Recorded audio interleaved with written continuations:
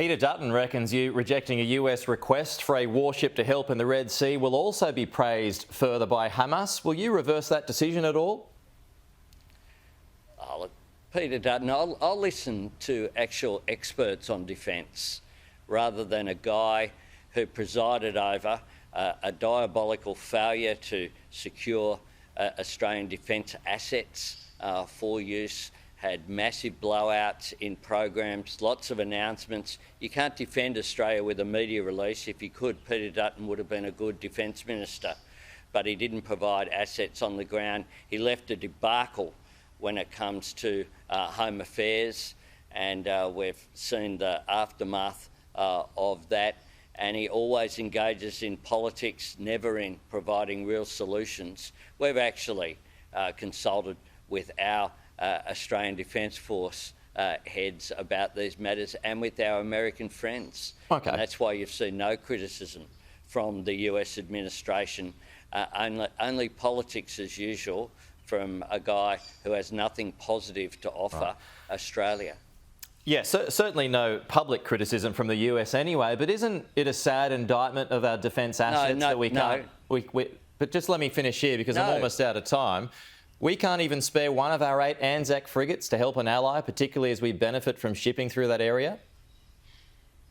Well, where has the request been from the US administration, Pete?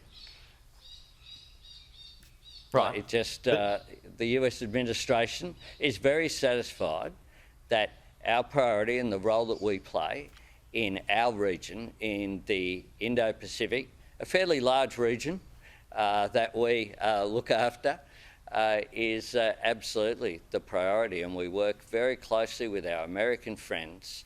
And if Peter Dutton wants to continue to just snipe at the sideline at decisions that have been made by the Australian government with the support of the Australian Defence Force, that's a matter for him. But how, just finally here, we've got to wrap up, but I mean, back to that question that we can't even provide one Anzac frigate to help our ally in a time of their need. I mean, isn't that a sad indictment of how under-equipped we are?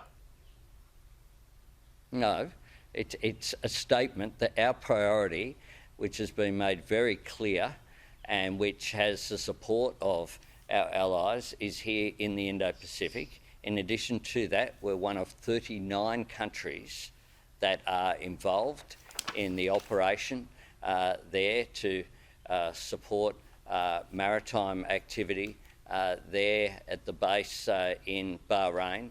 We're providing additional support there, which is appropriate.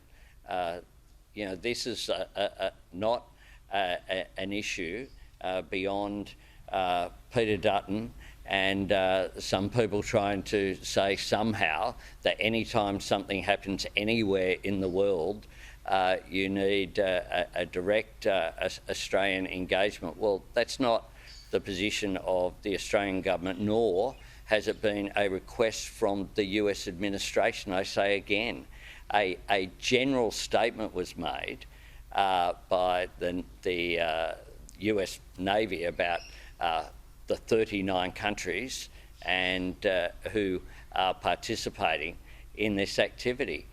No engagement from the US administration with my government. We engage very closely with the US administration. We'll continue to do so. Anthony Albanese, thanks for your time.